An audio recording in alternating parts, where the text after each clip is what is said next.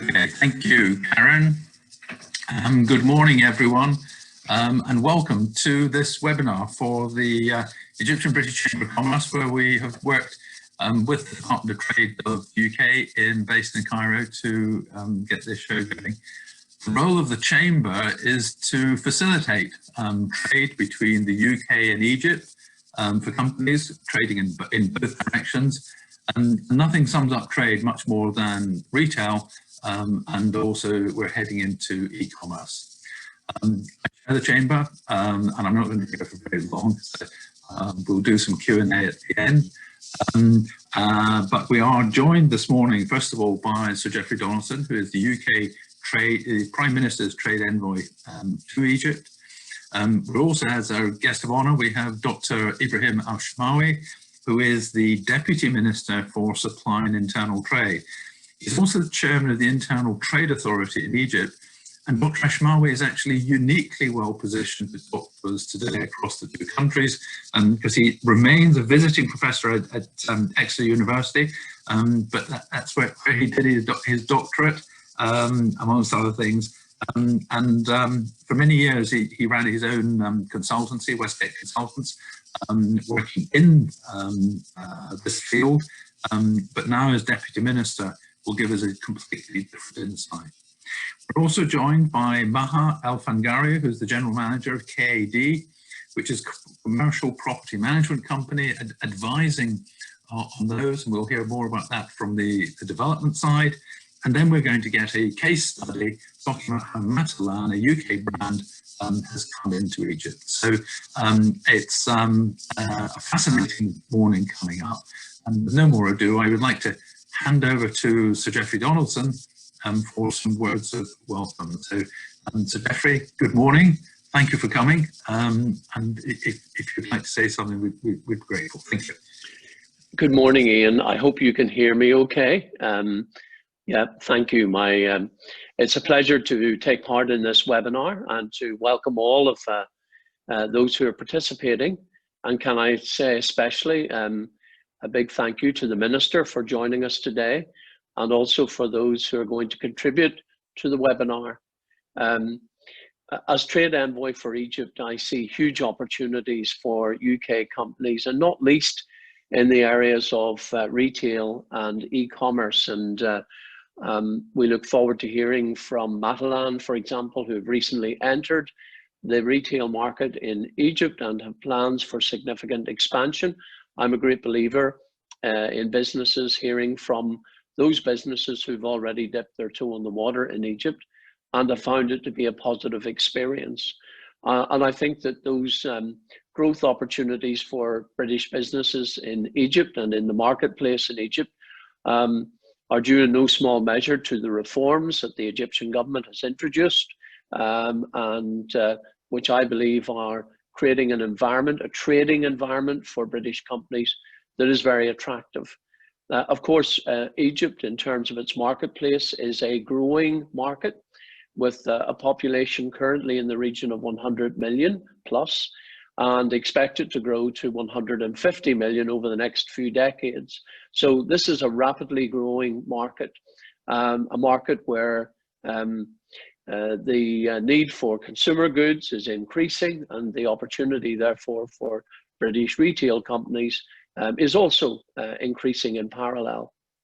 And we are keen to see more British retailers take an interest in Egypt and establishing themselves in this marketplace. And our team in Cairo are available to help and advise any British businesses that are interested in exploring the Egyptian market, as of course the Egyptian British Chamber of Commerce are also available to offer guidance and support to businesses that take an interest in Egypt.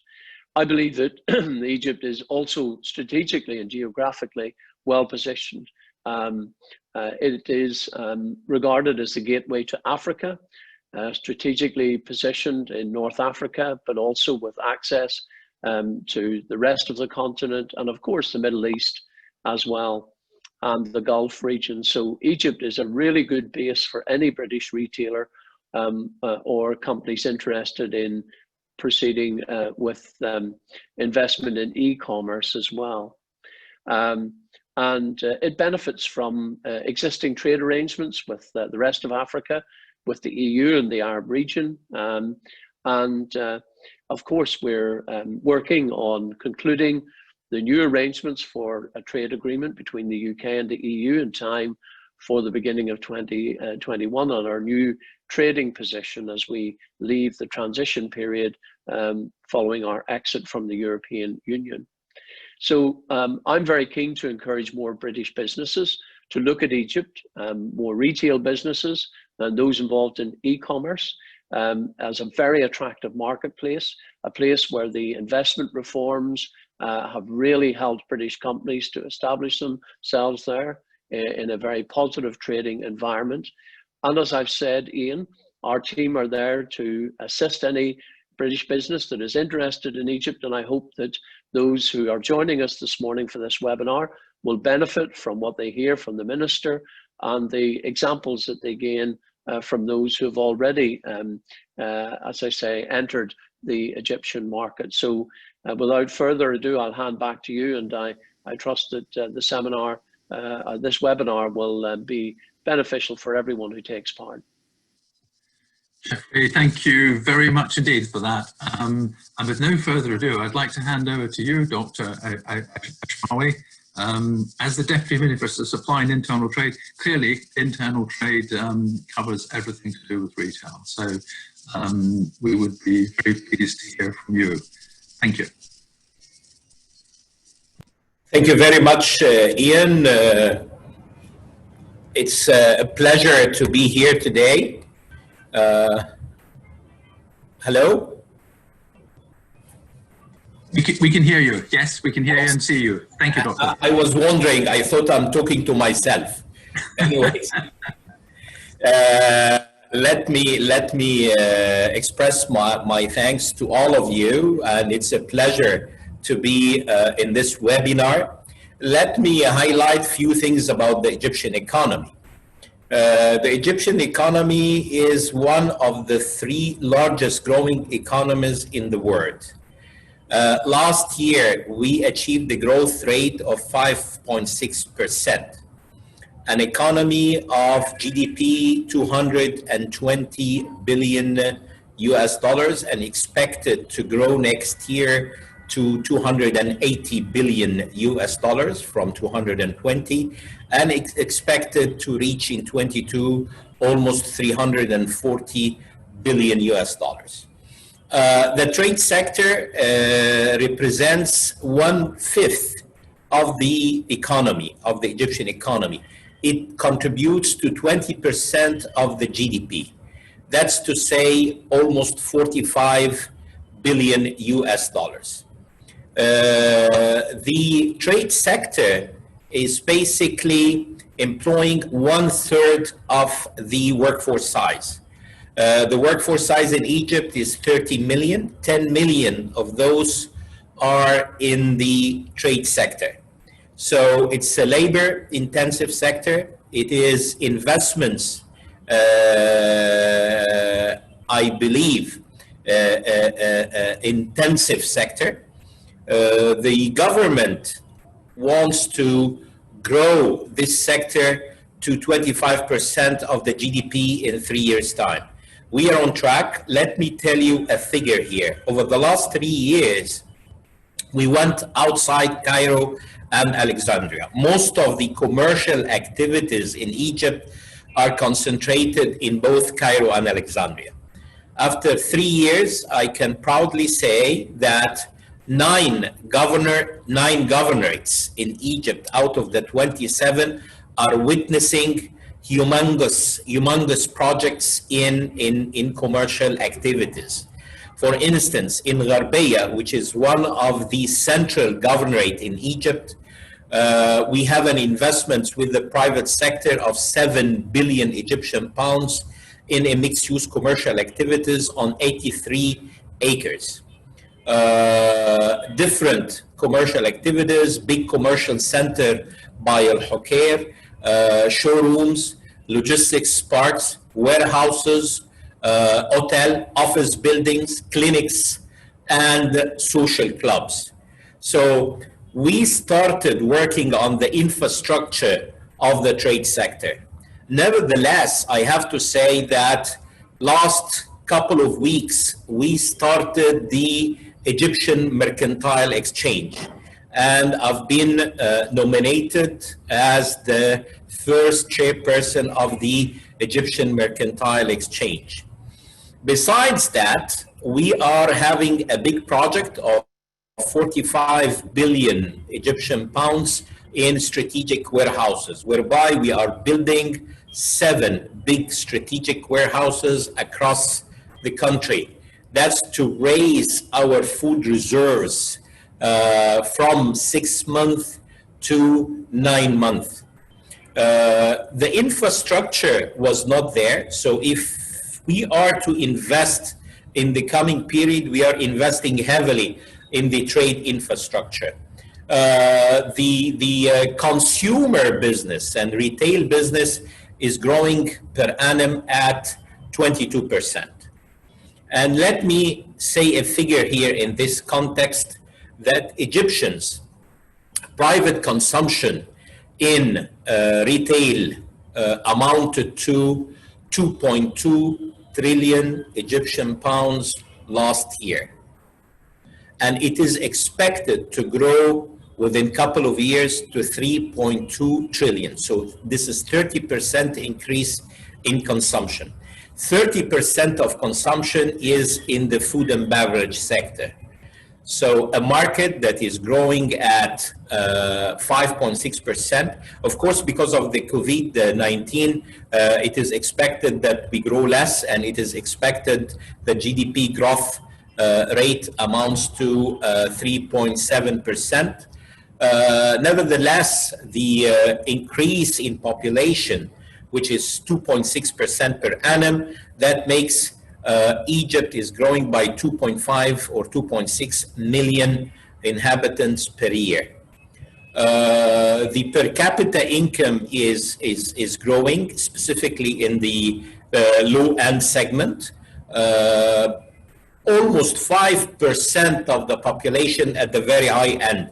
So you have a market, a big market of 5 million inhabitants for luxurious products. And we witnessed that the consumption in the non-essential goods basically is growing, and it's growing at 20%. If we talk about the e-commerce, for instance, the e-commerce is significantly growing in Egypt. And I will say an example, one of the high-end stores in food products was selling at 4 million per month. Now, after the corona, it is selling at 50 million per month. And this is a very small chain of 12 outlets. So what we are seeing humongous growth in the retail sector of 20+%. Private consumption is growing. The economy at large is growing, and the growth of the economy is driven by two things: investments from the government and consumption from the private sector. That's to say that among the 10 big retailers, we have 3 retailers present in Egypt. The market requires more. We are negotiating with an Italian big chain, a French chain in wholesale markets.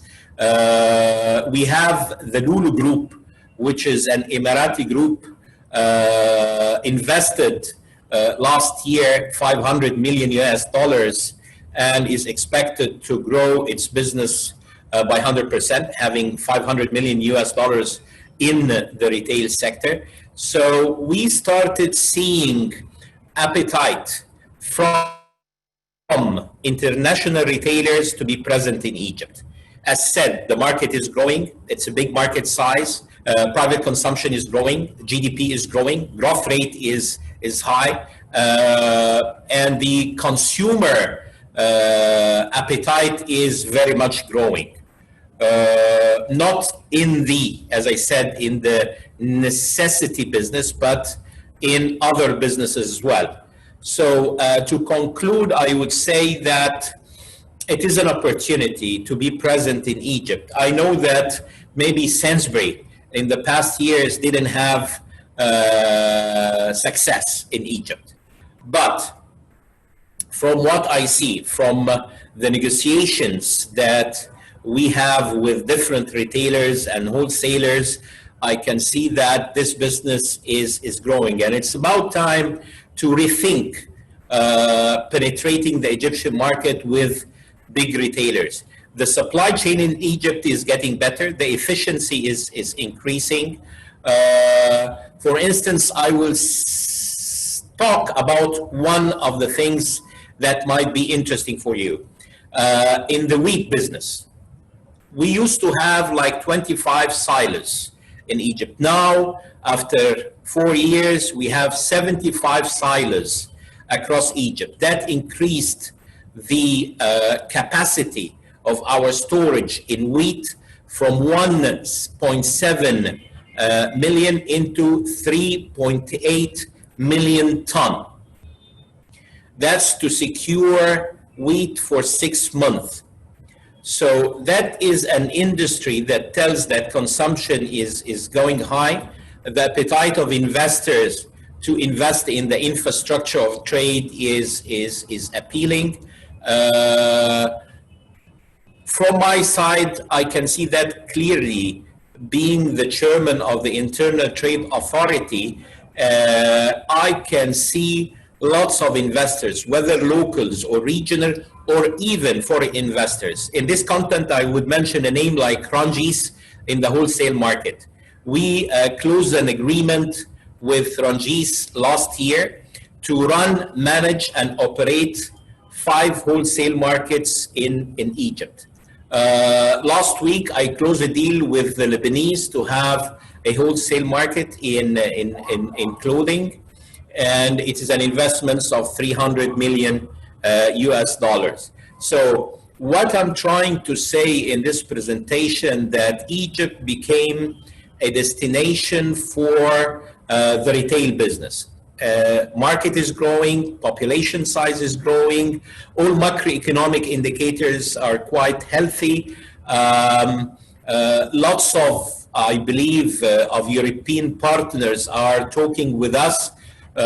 Within a couple of weeks' time, I'll have a visit to Athens, if things go well, to attract 200 million US dollars in New Valley, which is a new governorate. And they are investing in citrus, in establishing a big logistics park for the purpose of exporting citrus. So we have the Greeks, we have the French, we have the Italians, we have the Lebanese, we have the Emiratis. So now, as I see the appetite is there, this is the best time to get into Egypt. I would leave it at this stage, and if you have any questions, I'll be very much happy to take. Ibrahim, thank you very much for that. I think I heard a quote several years ago, but it was from the, I think it was the Korean Minister of Trade at one point, saying that in Egypt, the bus is about to leave. You better buy your ticket now, because if you don't buy your ticket, and I hear you saying something in a different way, but very similar. I think also one of the things you've highlighted there is the potential growth in the market, when many retailers across Europe are actually seeing the high street as being something that's got a squeeze on it and is going backwards. But in Egypt, it seems as though the high street is continuing to grow. Well, it's not the high street so much as the new shopping centres continues to grow, even though e-commerce is growing as well. So if you may, we'll come back to you for questions at the end.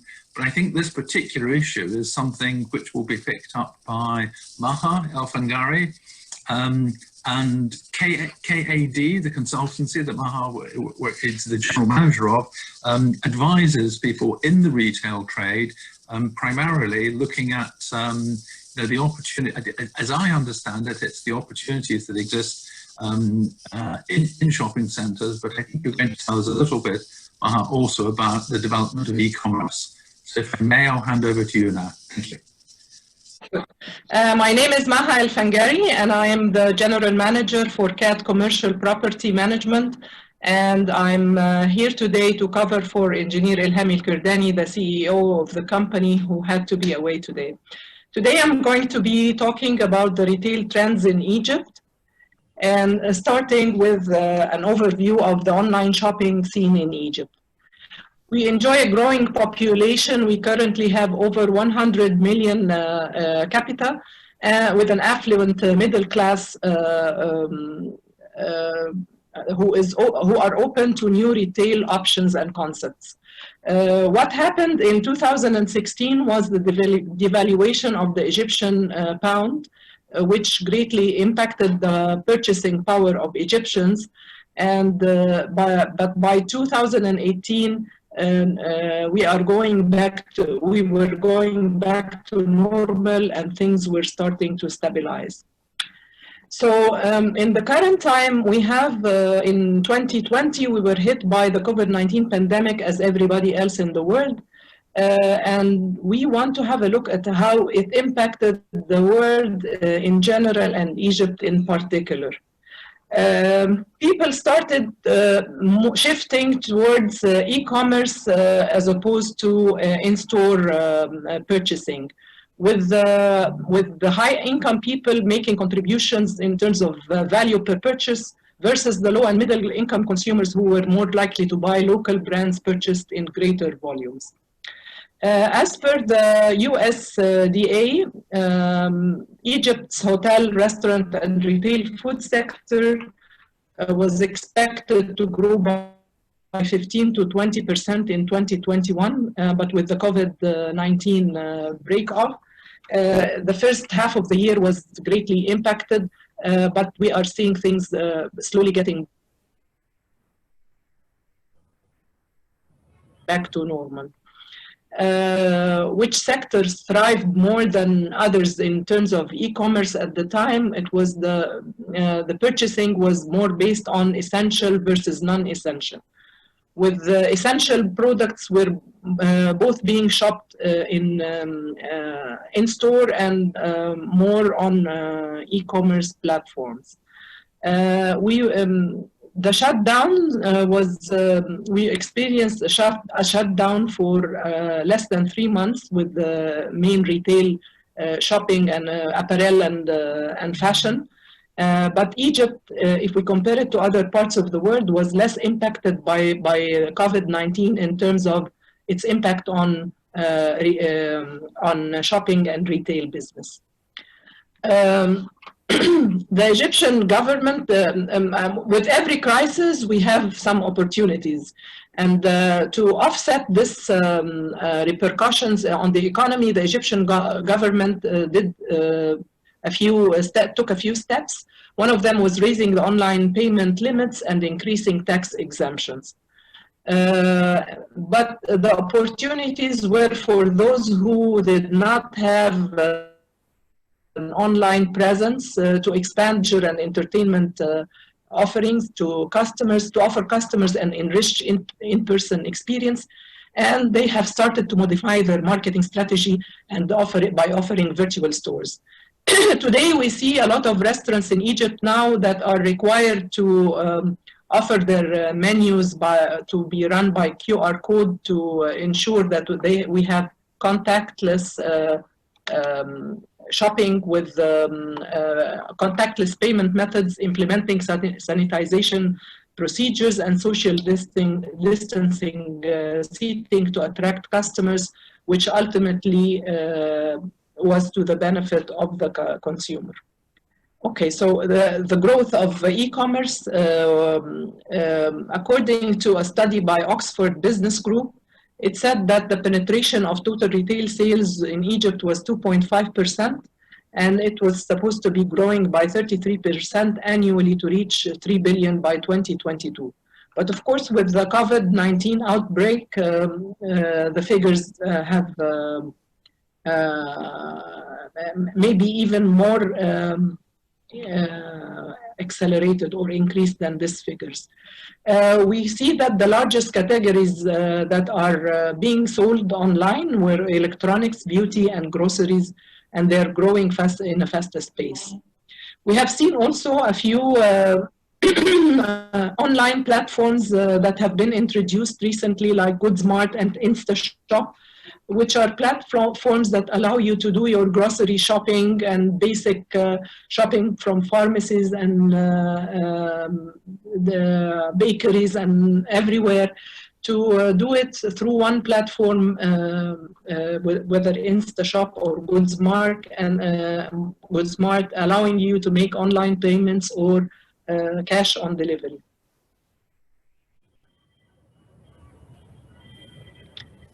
Jumia started in 2012 in Egypt, and it's a Nigerian-based e-commerce platform. They announced plans to build a technology center in Egypt to support its online payment service, Jumia Pay.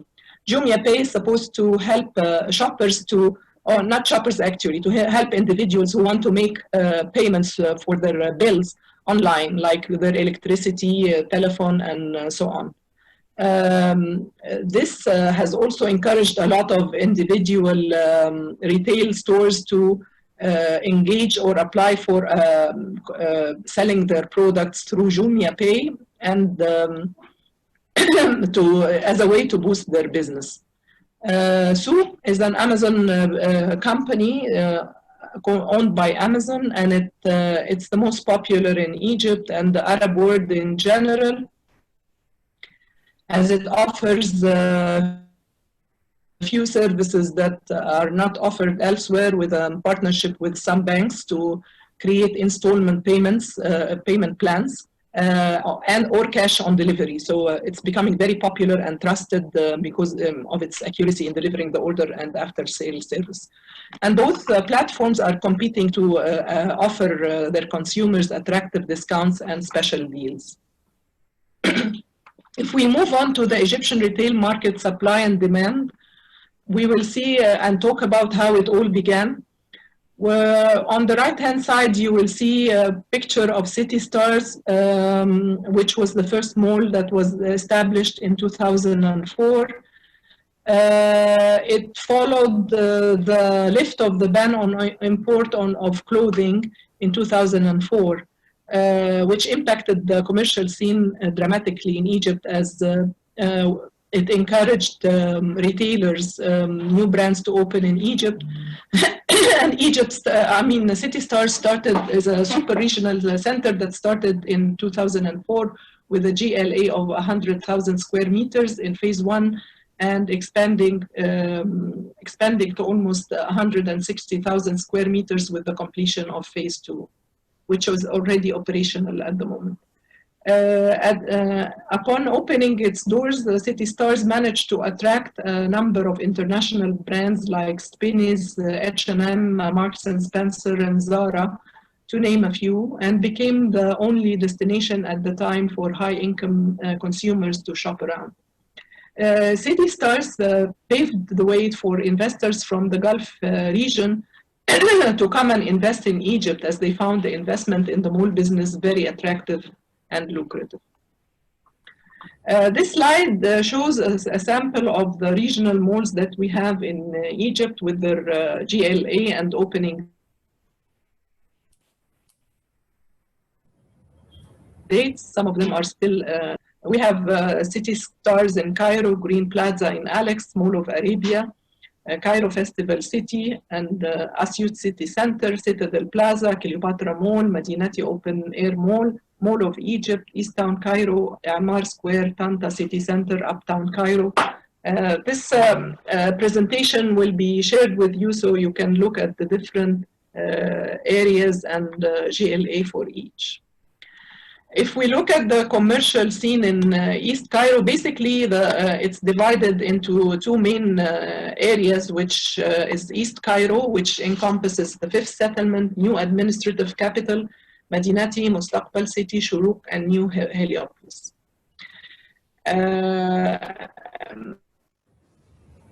You must have all heard about the capital of Egypt, which is being now being developed to be ready for operation maybe by next year. Developers are working now day and night at the new capital, building a variety of mixed-use projects, including malls, residential compounds, in addition to the government district hosting all ministries and authorities. It is considered a virgin area for market entrants to introduce their brands in a new location that is properly structured and equipped with the state-of-the-art amenities and technologies. Other than the new administrative capital, if we talk about the fifth settlement, which is the area occupied in Egypt by the most affluent population, the commercial sector there, other than the Cairo Festival City, which is the biggest in the area, has been witnessing started to gain attention of investors and developers, mainly in small and medium-sized projects, including community malls and strip malls, in addition to mixed-use developments with offices and clinics to fulfill the market needs gap. The GLA supply in Egypt is way higher than the local market demand. And this makes the competition very high to attract new international brands and to offer incentives for the newcomers that are quite attractive. The new trends are that the developers are now competing to introduce new concepts to make the shopping experience a memorable family outing. They have creative entertainment concepts, comfy, luxurious venues, beautiful landscape, and with water features, scenic and Instagrammable spots that are being created to provide a unique shopping and entertainment experience to ultimately create a different offering to attract shoppers. And investors now are working with emerging entrepreneurs and new local concepts to enhance the shopping experience by complementing the mall's unique design concept.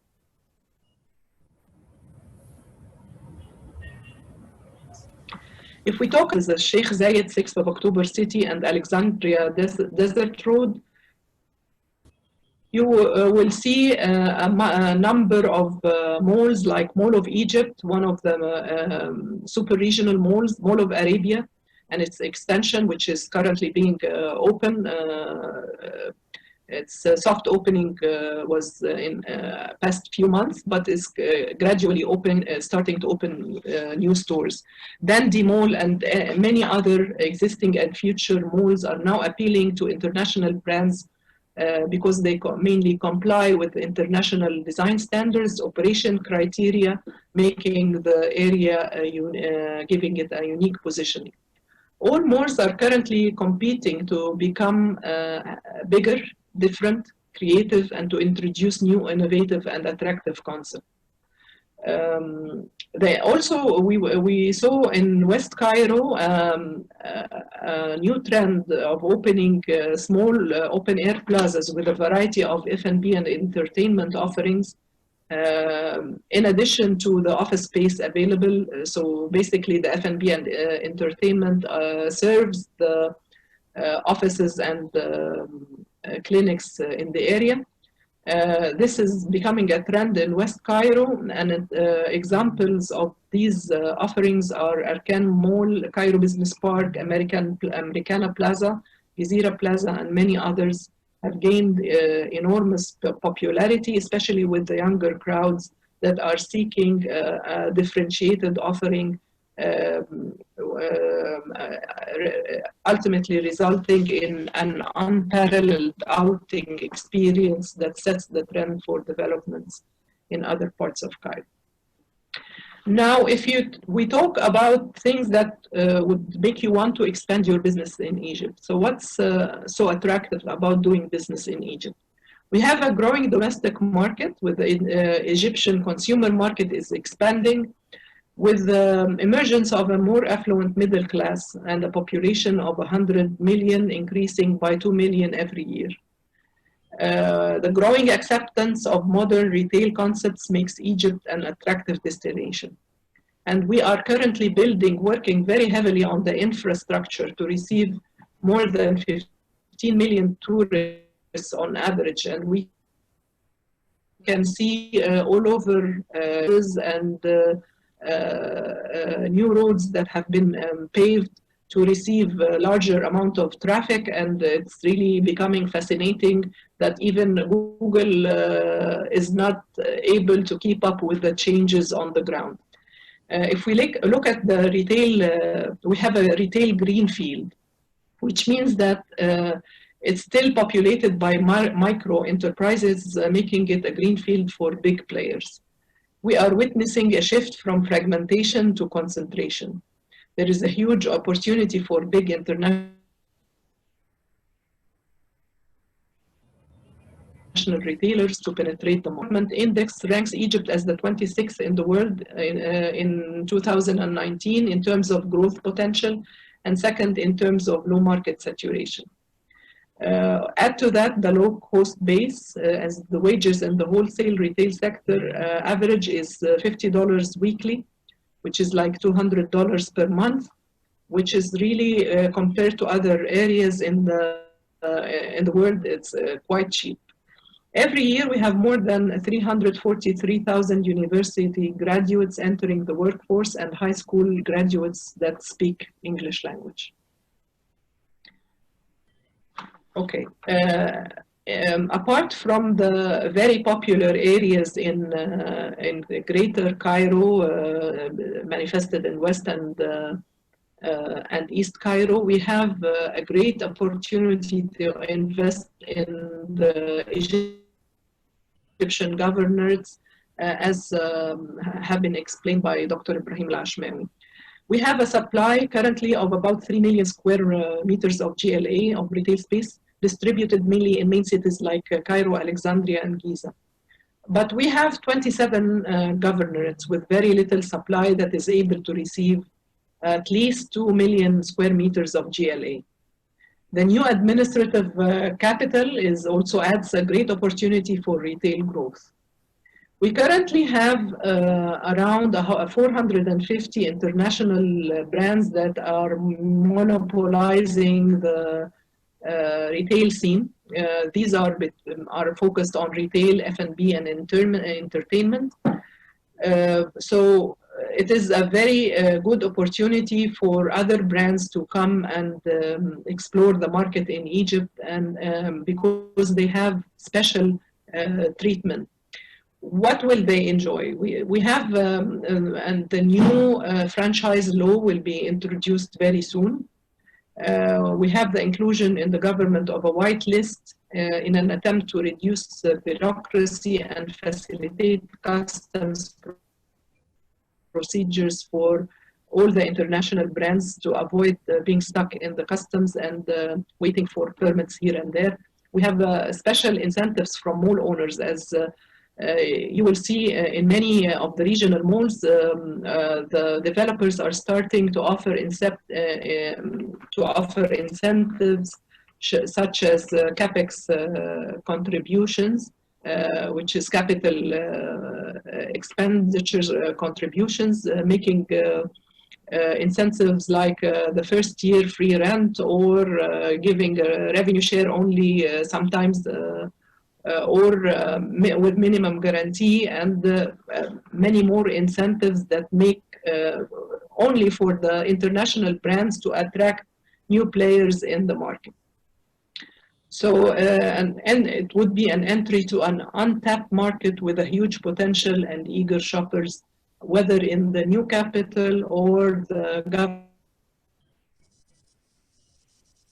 governorates of Egypt.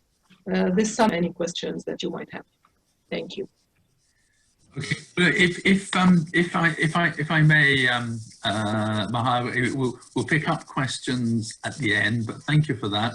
I think in terms of some of what you were saying, I'll come back and validate my thoughts of Dr. Ashmawi at the end. But I think some of the things you were saying will be extraordinary to retailers in the UK. And I think one of the things that's very easily forgotten about Egypt is that I think the population growth is still at around about 2%, and that's what I'd like to check later. And that's an extra 2 million people a year who are in the market to spend money. Now, the babies don't spend money, but the parents will, and they're all getting older. So the potential for growth over time is really very high.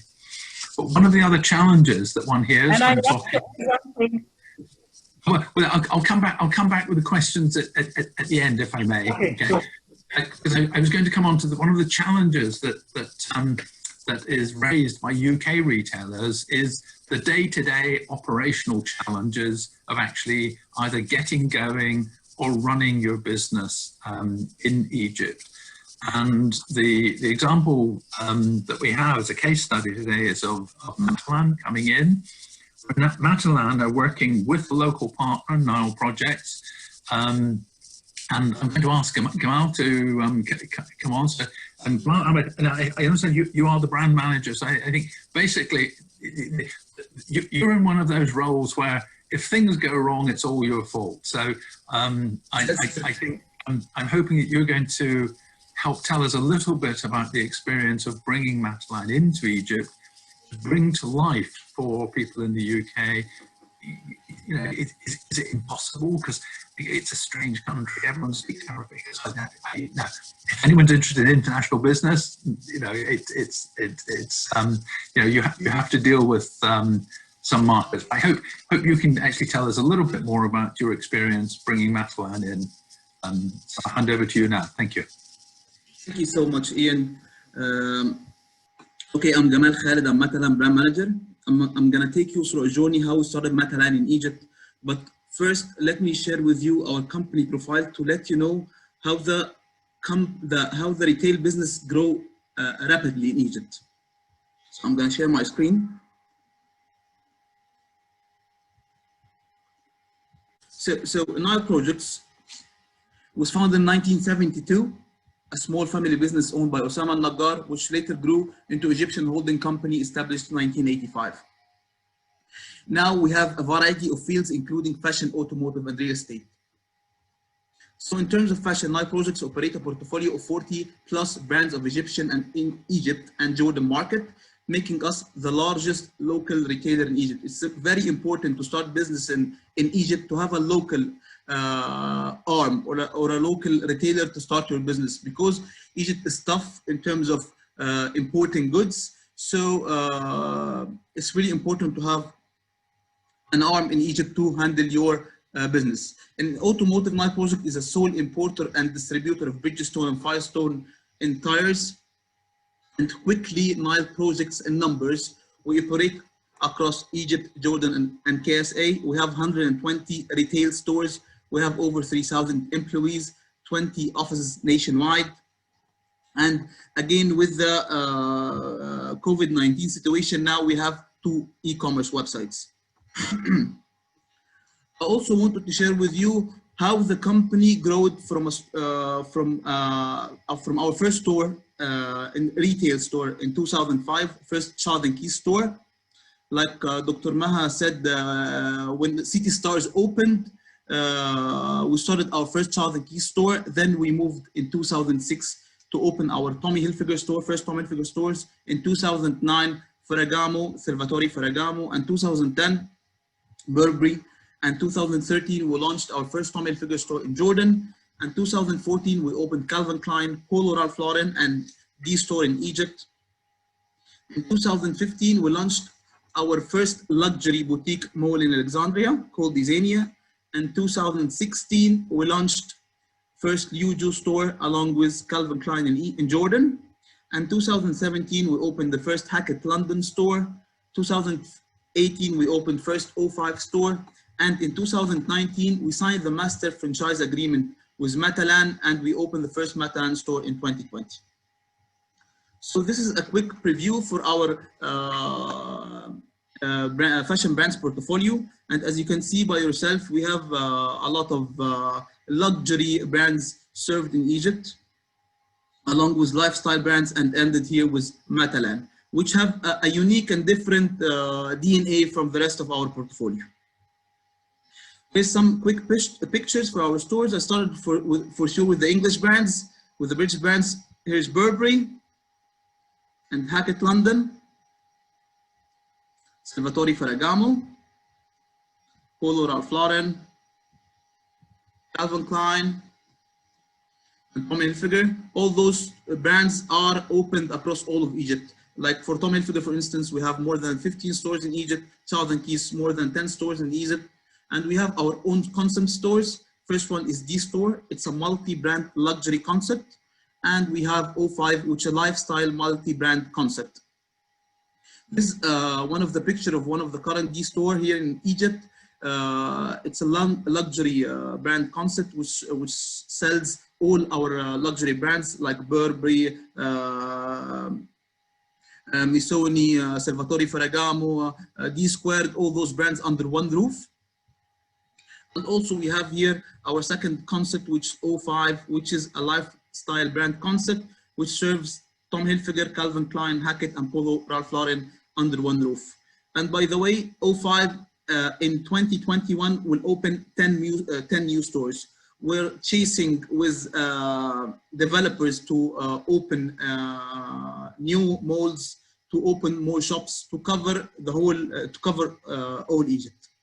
So Matalan, how it all started, as you can see from our profile, our company were mainly focusing on premium and luxury brands. We had also our eyes open for an opportunity to enter the value market, which is, of course, the largest segment of a market in a country like Egypt. We have been in search for such offering for a very long time until our CEO, Ahmed Al-Naggar, met Matalan in MAPIC 2018. And he was impressed by the wide variety and offering of the brand, along with the very interesting price points. Following the presentation of Damien Hopkins, Matalan International Director, Ahmed immediately communicated to him our interest in bringing the brand to Egypt and wanted Matalan to be part of my project portfolio. We started visiting the UK and we admired Matalan's success story. They starting 1985 and reaching nowadays 271 stores. We strongly believed it to be the right brand to introduce into our market. High quality products for kids, women and men, and home accessories for the lowest price.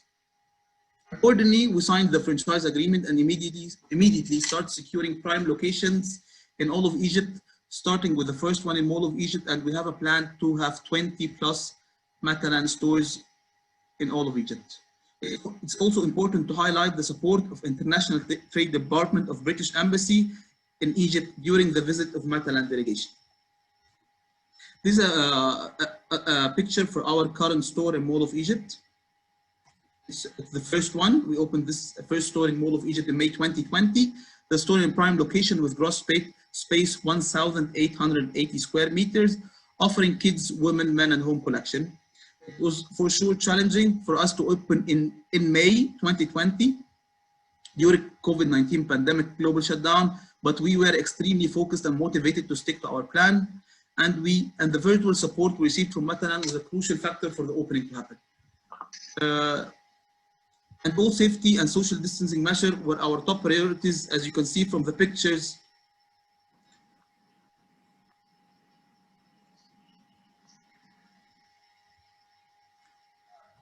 This is our home section, which selling bedding and cushions and bathroom accessories and kitchenary items. This is our laundry and our footwear accessories area, along with the laundry. And this is our baby area, kids area, ladies area,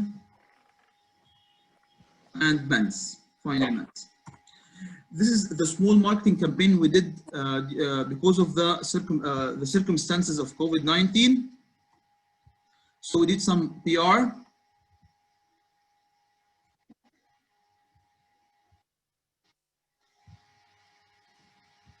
And billboards and mall assets.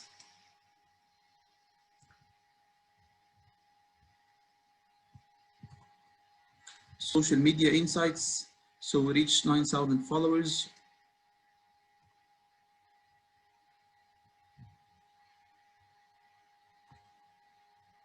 And here are some of the teasers that we're gonna use for launching the website of Matalan in mid of coming October.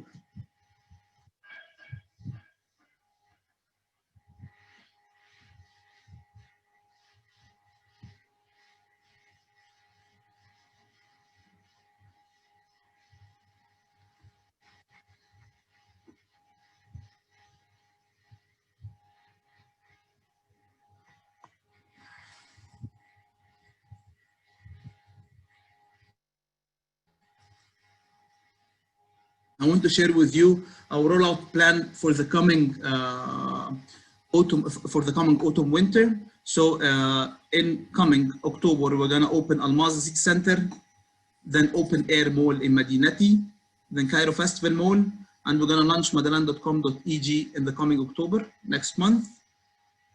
And for SS21, Spring Summer 21, we're gonna open the first store in Alexandria and Fawzi Muaz Street, then Dandi Mall, Muhandisin in Lebanon Street, Alexandria City Center, and Maadi City Center. Thank you so much, and I'm ready for any questions. Thank you very much indeed. So I'm going to head on to. Hang on a minute. I've got an interruption coming in here. I'm not quite sure how to do this. I'll get rid of it. There we go. I'm going to come back to this, but as an ex-retailer myself, I've got one big question. I'm sure if I'm a UK retailer and I'm looking at those pictures, I can actually think, the question, gosh, are those really in Egypt? Because they look like the really nice looking shops that you would have anywhere in Europe. But I noticed also a lot of the material you had in the shops, the messaging was actually in English. So was that specially for today? Or do you put the signs up in English in the shops? No, most of our shops are serving the luxury and lifestyle customers, which they understand English. In Matalan, it is the first brand that we started to use Arabic language into our store insigns. But again, yes, our customers really understand English, and it's easy to communicate with in English. And yes, those stores are in Egypt. Thank you. I thought they probably were. Ibrahim, if I may turn to you, Maha emphasized that there was quite a lot of development in West Cairo, where we're out sort of 6th October, Sheikh Zayed and everything else. I mean, is this seems to me to be, and in particular, when we see the number of high-profile brands that are growing in Cairo, I mean, is for someone sitting outside Egypt and looking at Cairo, would you say that these are reasonably upmarket developments, although on a very large scale? Is that what it looks like from a ministerial point of view? Thank you very much, Ian, and thanks for the two presenters. Well, as said earlier, that the majority of retailers and commercial centers are in Cairo and in Alexandria. You will find lots of high-end shops and fashionable kind of structure and designs in Cairo and Alexandria. But in other governorates, which is, I'm talking about 25 governorates out of 27, are missing such experience, such shopping experience. What we decided to do is to spread outside Cairo and Alexandria and to encourage investors and developers to give them long-term leasing terms to establish mixed-use commercial activities. Next time, I'll show you live pictures from Gharbeya, from Tanta, and you will be surprised. The same quality that you find in Cairo and Alexandria, you will find it in the center of Delta, which is Gharbeya. The same will happen in Manufaya, will happen in Bahira, will happen in Dakahleya, in Fayoum, and in Luxor and Khina, which is more of Upper Egypt. Putting a figure in place here, those who visited Cairo Festival City which is the largest kind of commercial center in Egypt, 70% of the visitors were coming from outside Cairo and Alexandria. So they are coming to enjoy the experience, the shopping experience. They spend the day, they do their shopping necessities, they go for entertainments, they watch movies, they do their shopping. So basically, if we imitate the same kind of structure and design and bring it to different parts of Egypt, then you will enrich the shopping experience of people coming from governorates to Cairo and Alexandria. But doing so should require that we invest in infrastructure and we give more incentives and concessions to developers and investors. And they did buy that. We have El Hokeir, for instance, now present in Garbeya, present in Mansoura, Daqahliya, and will be present in Menufeya and Bahira. This is to tell you that we are investing heavily in trade infrastructure. There is appetite for retailers, existing retailers, to grow in other areas, in other governorates. And I can tell you, and I'm pretty sure of that, that the majority of the wealth, not in Cairo and Alexandria, but in different parts of Egypt. For instance, if we are talking about parties, wedding parties in 5-star chains, 80% of those whom are making their parties, wedding parties, coming from different governorates. So if they have this model in different governorates, then you expect that you are enriching their physical quality of life expectancy. So you were surprised to see such pictures of D-Store and Ferragamo and high-end brands in Cairo and Alexandria. As said, next time I'll bring you live pictures from Garbeya and from Bahira to tell you that those retailers are looking for spaces for expansion in different parts of Egypt. Opportunities are there, the appetite is there. I know for sure that Al Hokeir and others are doubling their investments in Egypt, not in Cairo and Alexandria, but in different parts of Egypt. The appetite of local investors out of the 18 projects that I mentioned here in 11 governorates, you will find like 8 local developers and Egyptians whom are living abroad in the US. They're coming for such experience. Returns are high, payback period is low, growth is there, the market is expanding, so it couldn't be better. Okay.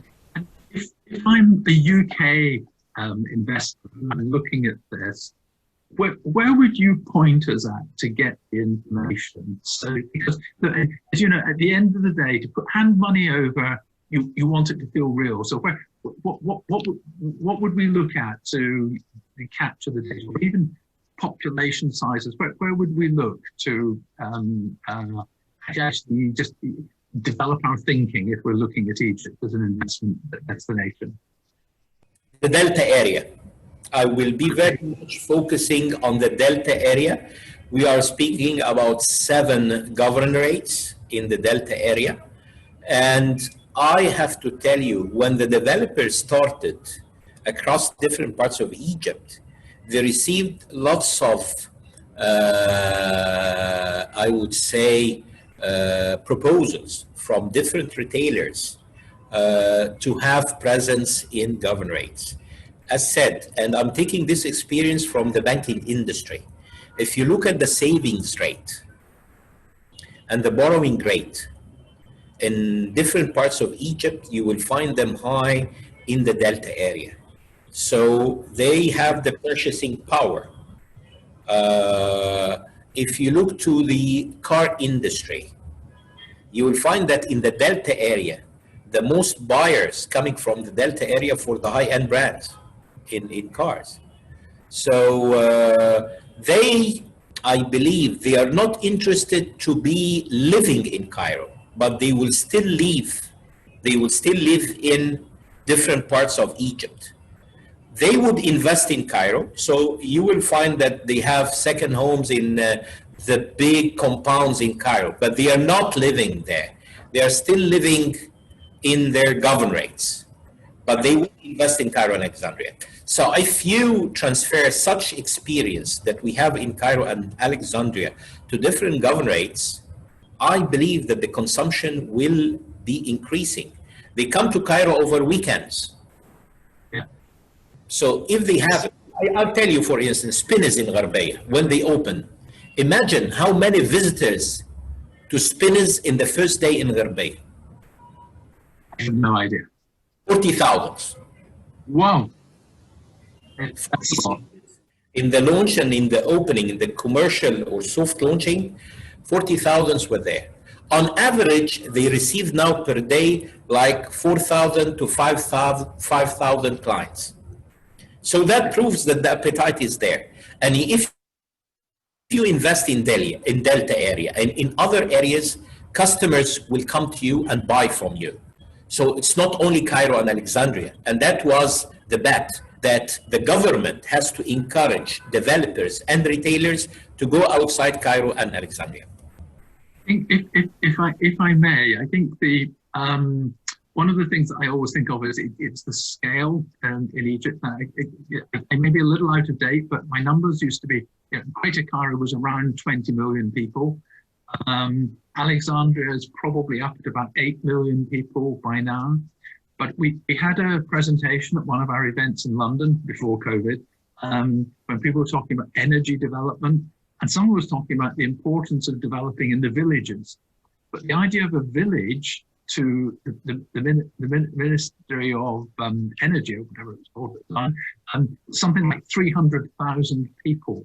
So when you refer to someone like Mansoura, or can you give us a scalar of how big some of those areas would be? I mean, because it's when we're looking at Alexandria is has a population equivalent to many countries in Central Europe. It's very, very similar. So something like Mansoura, I mean, that's not a small town, is it? That's a big area, yeah? Yes, when Hokair decided to expand in Egypt, they were starving to go to areas like Mansoura. So it's not only the governorate, but the other governorates close to Mansoura. So Mansoura will be a hub whereby consumers will come from 5-6 governorates and will go shopping in Mansoura. Mansoura, we're talking about 4 or 5 million, but if you include Damietta and other neighboring governorates, you will end up with high purchasing power. I'll be happy to give you an investment plan that we made, whereby we pinpointed all the retailers in each and every governorate and what are the opportunities for growth in the retail sector for each and every governorate. So we made a gap analysis between what is existing and what should be there, taking into consideration the nature of each governorate, the per capita income, the purchasing power, and the population size and the growth rate. So now we have something solid to give to investors, explaining to them where to pinpoint and allocate their investments across Egypt. Egypt is not Cairo and Alexandria. As you mentioned, Cairo is like 16, 17 million in the morning, but it's more than that, because people traveling from different governorates to Cairo, actually it's not 16. In the morning, it's 23, 24 million, because those who travel per day is almost 4 or 5 million. So you said about the growth rate, it's 2.5 million babies every single year. We have 2.5 million babies every single year. Imagine, compared to the Gulf area, for instance. And people are saying about, it's a poor population. They do not increase their purchasing power. I can tell you loud and clear that over the last 3 to 4 years, starting from 2017, and we started witnessing a growth rate in private consumption, not only those at the very high end and the high income level, but from the middle size kind of income level. As said, this year, June of 2020, private consumption amounted to 2.2 trillion. No, it is clear that for people sitting in Europe and the UK in particular, it is very strange to understand the scale of growth. And I hope that's part of what we can share. If I may, I'd like to turn to Gamal again, because you've talked about a number of new stores that you're opening under the Matalan brand. How did you choose where you were going to put them? Because we've just touched on, the fact that outside Cairo, but quite a few of yours were inside Cairo.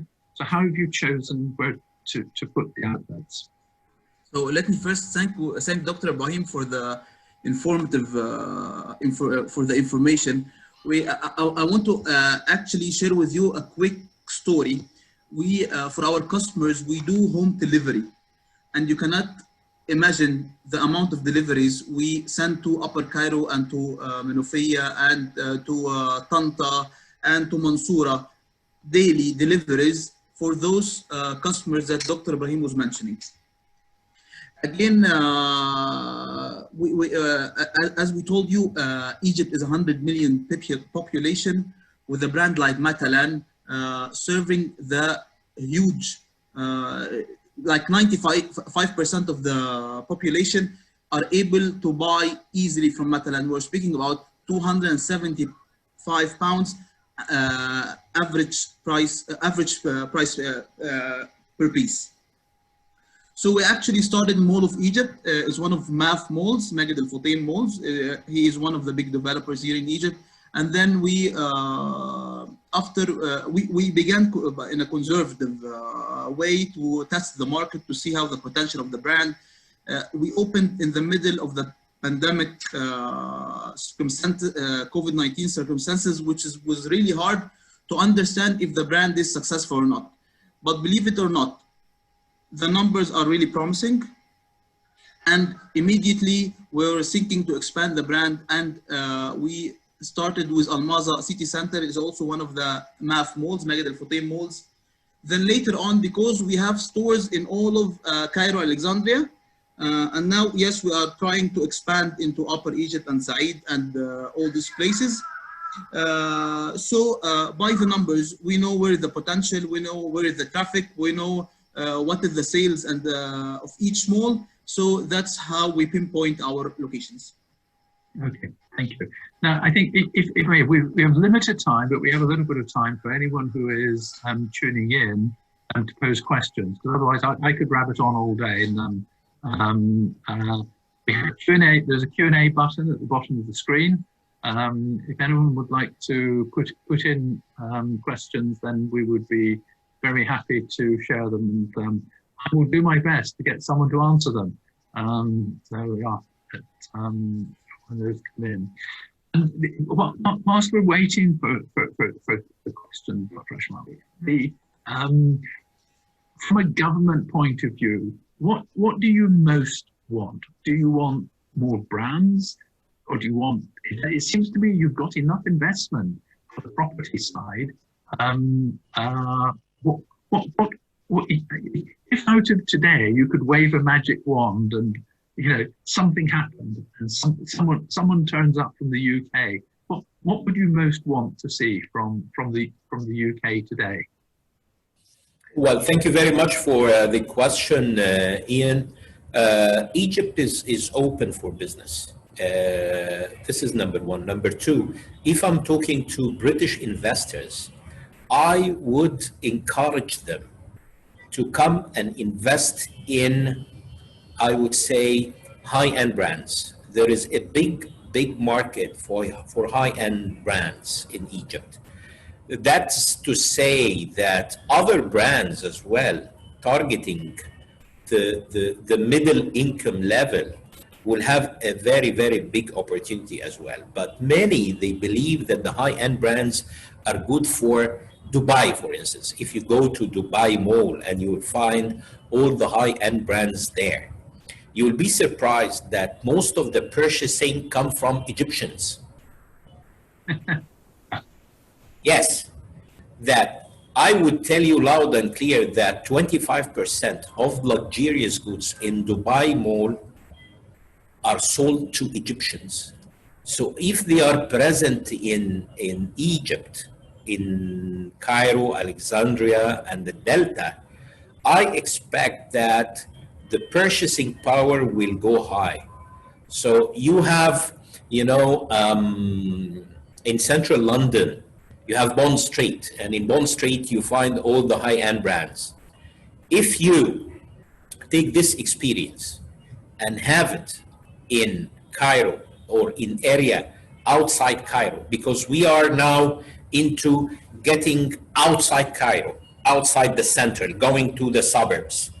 In this case, if you have outlets, I would encourage British investors to come and have outlets in the suburbs, and will give them land at very minimal. So I will encourage British investors to bring the high-end brands. This is number one. We'll give them all the support required to open outlets and commercial centers outside Cairo, outside the center. I am challenging investors that if you are looking for high returns, it's Egypt. If you're looking for a lower payback period, it is Egypt. If you're looking for mass sales, it's Egypt. I would also encourage online businesses, e-commerce companies to come to Egypt. And we are now having logistics parks and strategic warehouses. I'm telling you that company like Alibaba and Amazon, they are looking for rental areas, and they are looking for big areas in different parts of Egypt. So the penetration rate in the internet business is 42 million. So we have 42 million who have access to internet nowadays. With high-speed internet, I can tell you that the volume will go high by minimum 15%. Okay, thank you. Right, I am also, I can't do an answer. We've got a question which came in. Someone was asking about, you know, where can we go? And I think I'm going to have to shut us down because we're running out of time. But the answer in terms of help, Maha, thank you for your participation, because the KAD consultancy is operating in the property and retail field. So it could be that someone who's looking to try and find a partner may actually find it useful to come through you. And the Chamber would, of course, help facilitate the contact. We act a little bit like a telephone exchange of connecting different people where we possibly can, and that's we'll be happy to do that.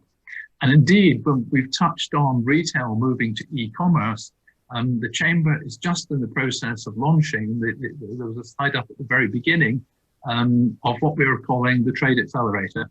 And the Trade Accelerator is a very focused web platform for people to find partners between the UK and Egypt, or for people looking to find partners in Egypt to go beyond Egypt, because we did, as Sir Geoffrey said at the very beginning, we see Egypt as being a gateway to Africa.